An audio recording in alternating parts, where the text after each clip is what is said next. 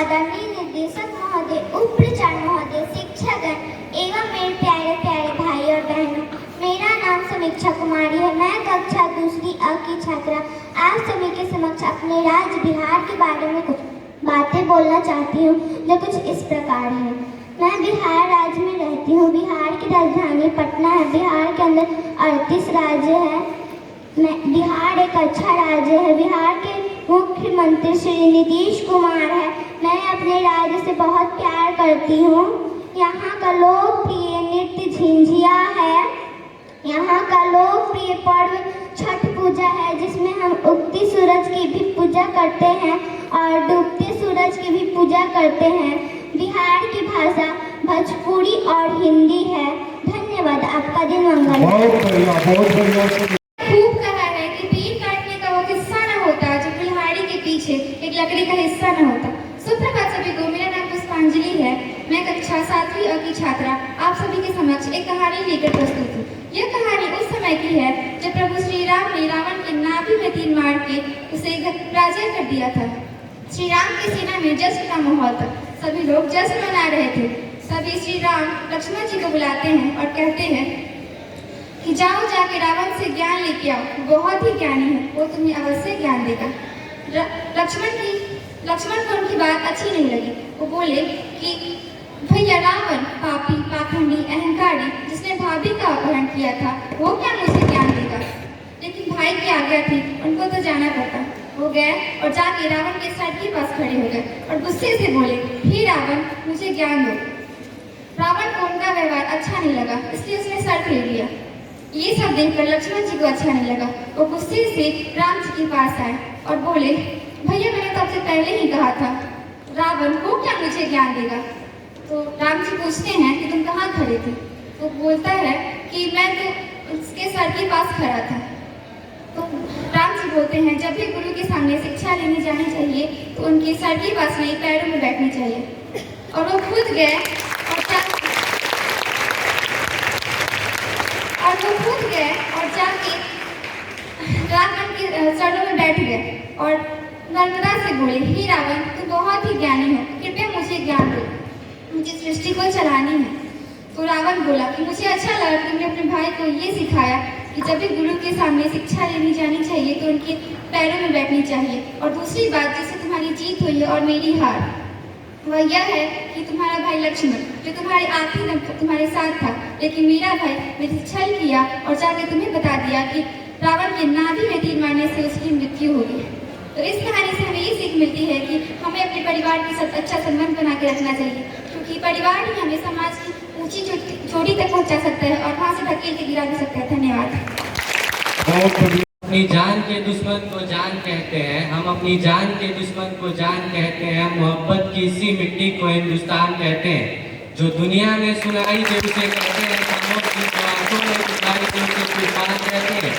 जो ये दीवार का सुरंग है साहब, जो ये दीवार का सुरंग है, चाइना, अमेरिका, पाकिस्तान साजिशों का हिस्सा है, मगर हम इसे अपने घर का रोशनदार कहते हैं।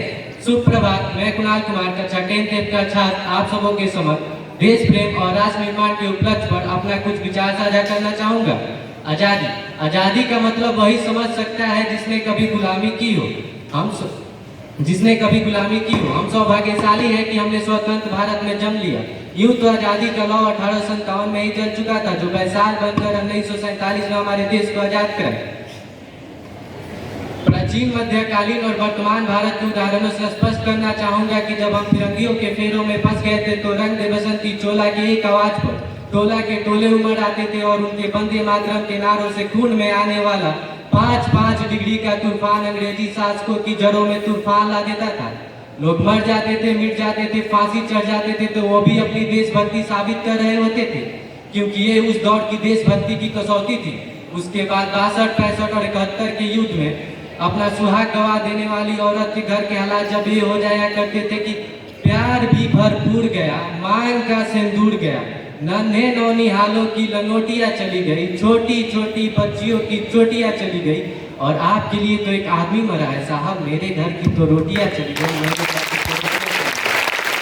हालात हो जाने के बावजूद भी एक माँ अपने बेटे को सरहद पर दुश्मनों की धज्जियां उड़ा देने के लिए भेज दिया करती थी और पत्र लिखा कर भेजा करती थी कि अम्मा ने पत्र लिखा है बड़े ही चाव से, पुत्र मेरे घबरा ना जाना, 1 इंच भी पीछे ना हटना, चाहे इंच इंच कट जाना, चाहे इंच इंच कट जाना। इस तरह से पूरा परिवार अपनी देशभक्ति साबित कर रहा होता।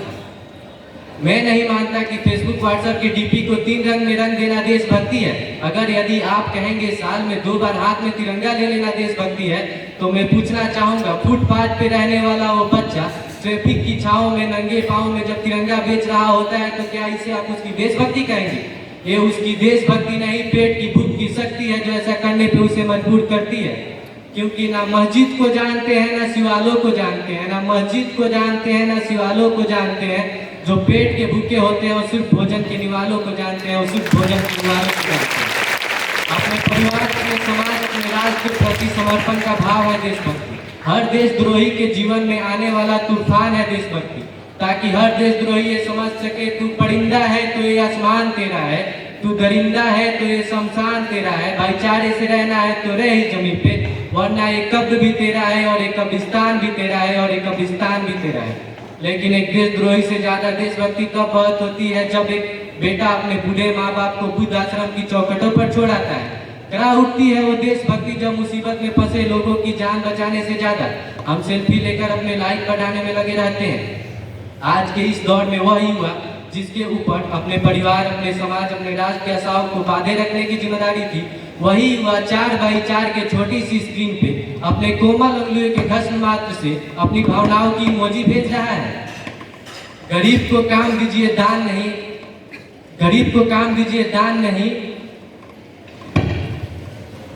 गरीब को काम दीजिए दान नहीं, मजदूर को मजदूर समझिए मजबूर नहीं, गरीब को काम दीजिए दान नहीं। अगर दान देने के उत्सुक हैं तो जीते जी दान दीजिए और मरने के बाद अन्न दान देकर किसी मरते हुए को जीवन दान दीजिए। यही सच्ची देशभक्ति है, यही सच्चा राष्ट्र है।